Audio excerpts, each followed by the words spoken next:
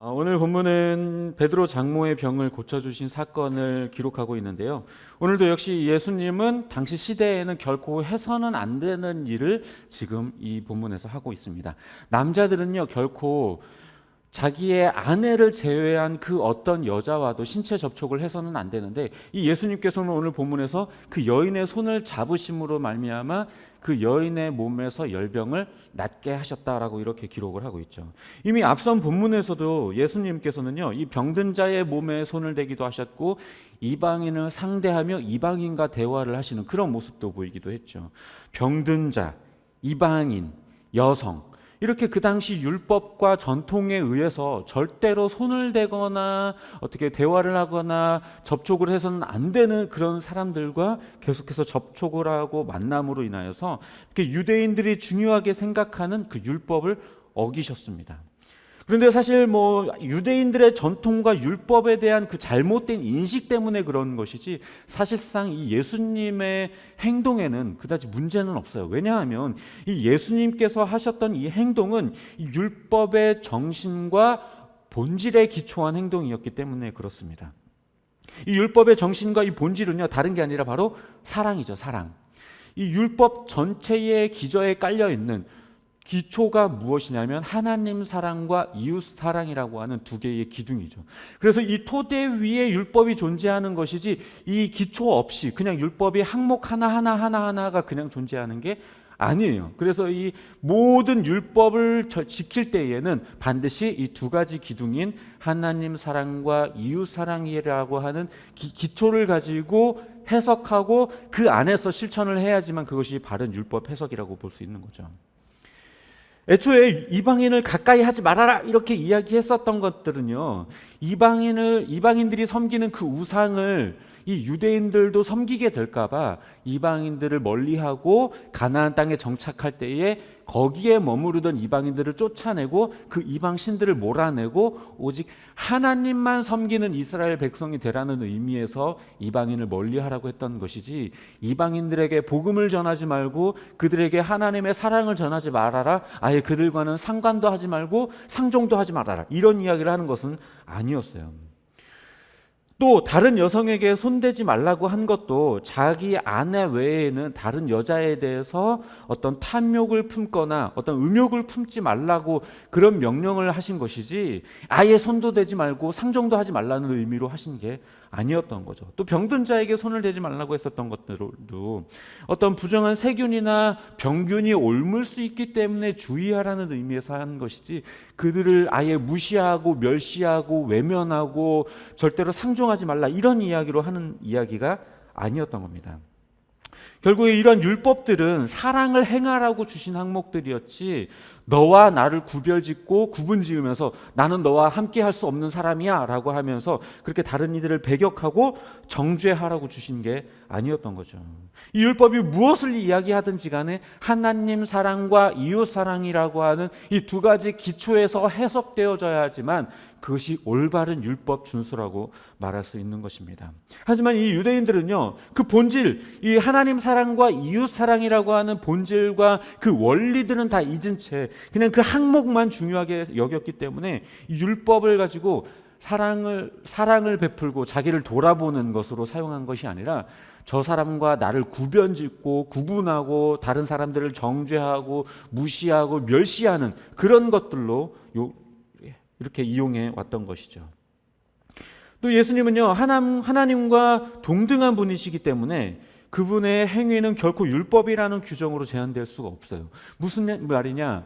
이 율법에서 이렇게 하지 마라 저렇게 하지 마라 아무리 말았다고 하더라도 하나님과 동등한 분이셔서 이 율법을 정한 분과 동일한 분이시기 때문에 율법이라고 하는 테두리가 이 예수님을 가둬둘 수 없다라는 말이죠. 결국에 예수님께서 이 8장 본문에서 이 유대인들의 전통에 따라 하지 말아야 할 행동을 했었던 것은 그들이 볼 때, 사람들이 볼 때에는 잘못된 행동처럼 보였지만 예수님은 그 율법 위에 계신 분이기 때문에 결코 문제가 될 수 없었다라는 말을 하는 것입니다.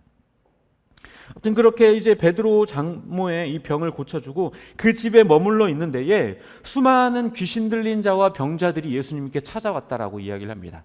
이때 예수님께서는 그 귀신 들린 자들의 귀신을 내쫓으시고 수많은 병자들을 모두 다 고쳐주셨다라고 기록을 하고 있죠. 그런데 이 본문이요, 사실 이 마태복음에만 등장하는 게 아니고 마가복음과 누가복음에도 동일하게 등장을 하고 있어요. 그런데 이 사건에 대해서 다룰 때에 이 마태복음이 조금 독특한 것이 하나 있는데요. 그게 뭐냐면 바로 이사야 53장 4절의 말씀을 인용하고 있다는 거예요. 마가복음이나 누가복음에서는요, 이 구절이 등장하지 않아요. 오로지 마태복음에서만 이것이 등장하고 있습니다. 전에 제가 이 마태복음 1장과 2장을 할 때 말씀드린 적이 있었는데요. 다른 복음서들에 비해서 이 마태복음은 구약 성경을 아주 많이, 아주 자주 인용을 해서 그렇게 사용하는 경우가 있습니다. 근데 그렇게 하는 이유가 바로 예수님이 곧 구약에 예언되신 메시아이시고 지금 그것을 성취하고 계시다라고 하는 의미를 담고 있고, 또 모세보다 훨씬 더 뛰어난 분이다라는 것을 강조하기 위해서 그렇게 사용했습니다.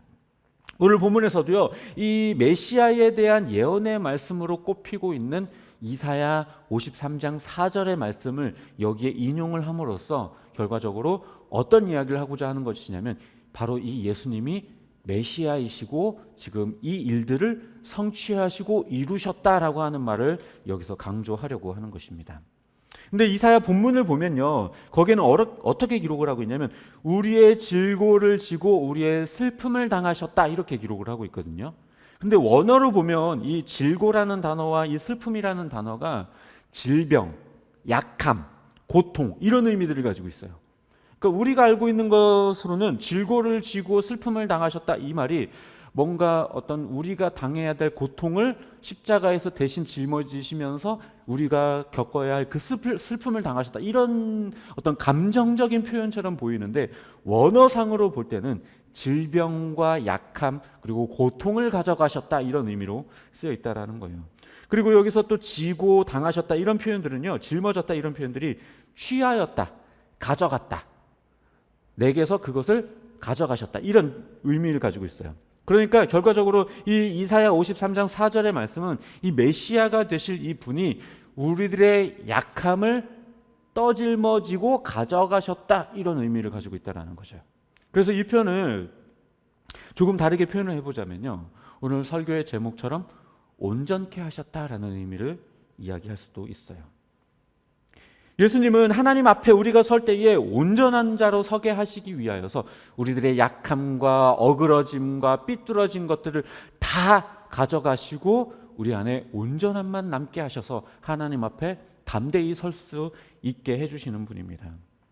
에베소서 1장 4절에서는요, 하나님께서 창세전에 우리를 택하여 하나님 앞에 거룩하고 흠이 없게 하시려고 자기의 아들을 삼아주셨다라고 이렇게 기록을 하고 있어요. 그리고 또 5장 27절에서도요, 우리를 영광스러운 교회로 세워 티나 주름 잡힌 것들이 없이 거룩하고 흠이 없게 하시려고 하신다라고 기록을 하고 있어요. 우리를 부르셔서 우리를 자녀 삼아 주시고 우리들에게서 우리들의 약함들을 다 가져가시고 우리를 온전케 하셔서 하나님 앞에 설 수 있게 해주신다라는 거예요. 예수님께서요, 우리들의 약함과 고통을 없애고 우리를 온전케 하시는 방식이 어떤 방식이냐면 바로 십자가의 방식이었다라는 거예요. 짊어짐의 방식이었다라는 거예요. 하나님이시기 때문에, 그냥 예수님이 하나님과 동일한 분이시기 때문에 이 질병과 고통을 그냥 없애버려도 되는데 그것이 아니라 그것을 친히 가져가셔서 자기의 것을 삼아주시고 십자가의 죽으심으로 말미암아 우리의 약함과 질병과 연약하고 부족한 것들을 해결하셨다라는 거예요. 마치 부모가 자녀가 고통당할 때에 그것을 내가 가져가고 싶다라고 마음을 품는 것과 같이 예수님께서는 실제로 그것을 하셨다라는 거예요. 그냥 마음만 품고 애달파하는 게 아니라 정말로 우리가 겪고 있는 그 약함과 질병과 고통과 어려움들을 가져가셔서 자기의 것 삼으시고 십자가에서 그걸 소멸하셨다라는 겁니다. 우리는요, 근데요, 보통 흔히 예수님께서 십자가에서 소멸하신 것은 죄라고만 알고 있어요. 죄. 십자가에 예수님께서 우리의 죄를 가져가셔서 죄를 십자가에서 소멸해 버리셨다. 물론 이 말이 틀린 말은 아니에요. 하지만요, 완벽하게 딱 맞는 말도 아니에요. 왜냐하면 예수님께서 십자가에 오르실 때에 짊어지신 것은 우리의 죄뿐만이 아니라 우리들의 약함과 우리들의 질병과 우리들의 고통과 우리들의 슬픔과 그 모든 것들을 다 가져가셔서 멸해 버리셨기 때문에 그렇습니다. 그래서 우리를 죄로부터만 온전하게 하신 것이 아니라 우리들의 모든 약한 것으로부터 우리를 온전하게 만드신 거예요. 우리로 부요한 자가 되게 하시기 위해서 친히 가난해지셨고, 우리로 의로운 자가 되게 하시기 위해 친히 죄인이 되어주셨고, 우리로 담대한 자가 되게 하시기 위하여 스스로 약한 자가 되셨던 거예요. 히브리서 10장 14절에서도 이렇게 이야기를 합니다. 한 번의 제사, 즉 십자가로 우리를 영원히 온전하게 하셨다. 십자가에서 우리를 영원히 온전하게 했다라는 거예요. 그냥 잠깐 온전하게 하는 게 아니라 영원히 우리를 온전하게 만드셨다. 예수님은 하나님과 동등한 분이시지만 한낱 연약한 인간의 몸으로 오셨고, 십자가를 지실 때에도 그 신적인 능력으로 고통을 경감하거나 혹은 자기를 십자가에 매달았던 사람들을 힘으로 제압하거나 십자가 죽음에서 벗어나려고 그렇게 하지 않으셨고, 마치 그냥 도살장에 끌려가는 어린 양과 같이 그냥 묵묵하게 조용하게 그냥 그렇게 십자가에 조용히 끌려가셨어요. 그렇게 그 자리에서 우리들의 약함을 소멸하셨고, 우리들의 가난과 우리들의 흠과 티를 다 소멸해 버리셨습니다. 지난 3주 동안 보았던 이 예수님의 이 병고침의 사역에서 우리는 우리를 얼마나 사랑하시는지를 우리는 보게 돼요. 병을 고치시던 이 사건들이 그냥 단순히 병을 고치는 것으로 끝나는 것이 아니라 그것을 넘어서서 삶의 변화와 소망을 갖게 하고 모든 문제들로부터 변화와 소망과 희망을 갖도록 만들어주시는 그런 사건들을 담고 있었음을 우리는 보게 되었죠. 예수님은 이 유대인처럼 죄인들을 정죄하고 병자들을 외면하고 멸시하고 그렇게 하신 것이 아니라 친히 다가오셨고 만져주셨고 위로하여 주셨고 온전하게 하셨어요.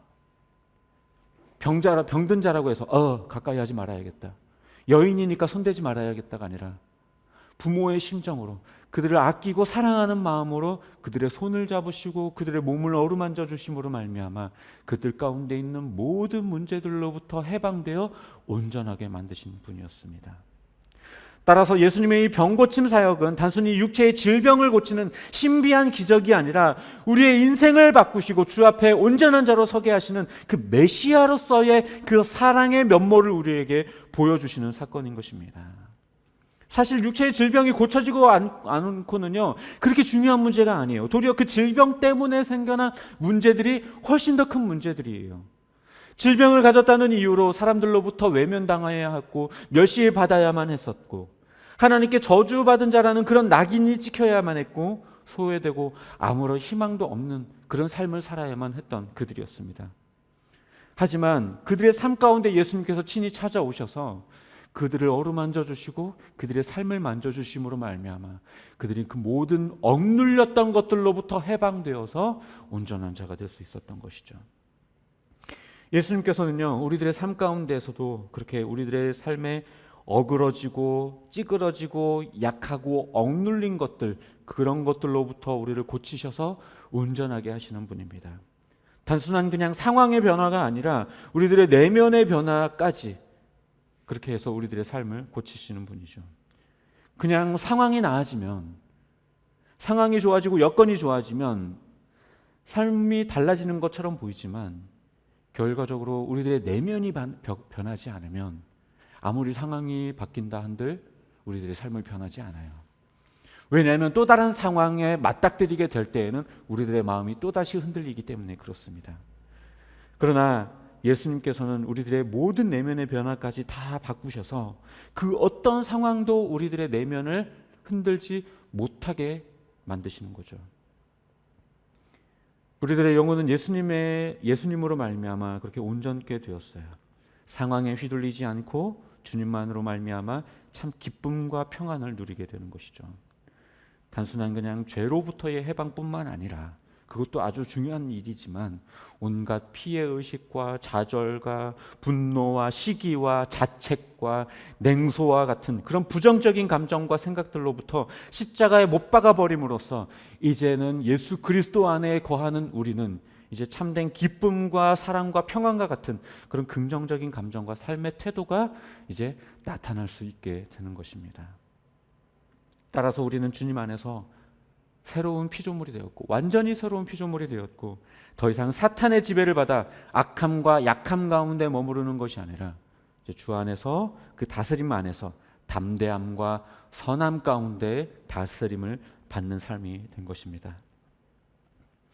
말씀을 정리하도록 하겠습니다. 8장에서 보여주셨던 이 예수님의 모습은요, 메시아로서 우리의 약함을 담당하시고 우리들의 죄와 우리들의 어그러진 모든 것들을 짊어지시고 우리를 온전케 하시는 그런 분이셨습니다. 자녀의 고통에 대해 대신 아파하면서 그 아픔을 가져가는 그 부모의 마음으로 우리를 사랑하셨고 어린 양과 같이 묵묵히 십자가를 지신 분이시죠. 이를 통해 우리는 주 안에서 온전케 되었고 더 이상 사탄의 지배 아래 놓이지 않게 되었으며 주 안에서 참된 기쁨과 평안 그리고 사랑과 자비를 경험하게 됩니다. 하지만 우리 삶에는 여전히 수많은 문제들이 있죠. 상황의 변화들, 여건의 변화들이 우리를 힘들게 하고 우리를 어렵게 만들 때가 있습니다. 풍랑이 일어오는 파도 때문에 그 바다 위에 서 있을 때에 우리들의 모습이 가끔 흔들릴 때도 있을 겁니다. 하지만 더 이상 우리가 그런 여건들과 상황 가운데 흔들리지 않게 되는 것은 바로 우리들의 내면까지 온전하게 하시는 그 예수 그리스도의 그 메시아로서의 그 사랑 때문인 것입니다. 믿음의 주요 온전하게 하시는 예수님께서 우리의 약함을 아시고 그 십자가 위에서 멸시와 수모를 참고 그렇게 묵묵히 십자가를 지심으로 우리들의 약함을 다 소멸해 버리셨기 때문에 우리가 주 안에서 온전케 될 수 있고 더 이상 두려워할 필요가 없게 되는 것이죠. 베드로의 장모의 손을 잡아 고치시듯이 우리를 붙드시고 온전하게 하시며 우리를 안아주신 그분의 안에 거한다면 우리가 더 이상 좌절하거나 두려워하거나 슬퍼할 필요가 없는 것입니다. 참을 수 없는 고통과 고난이 닥칠 때에 마음이 심히 낙심되고 괴로운 절망 가운데 거할 때에 십자가의 그 쓴 잔을 피하지 않고 그 눈물로 기도하며 우리의 약함을 짊어지고 십자가에 오르신 그분의 사랑을 기억하시기 바랍니다. 바라기는 우리 약함을 누구보다 더 잘 아시고 헤아리시며 우리를 온전케 하시며 위로하시고 우리와 함께 하시는 주 안에서 늘 평안을 누리는 저와 여러분 되시기를 주님의 이름으로 축복합니다.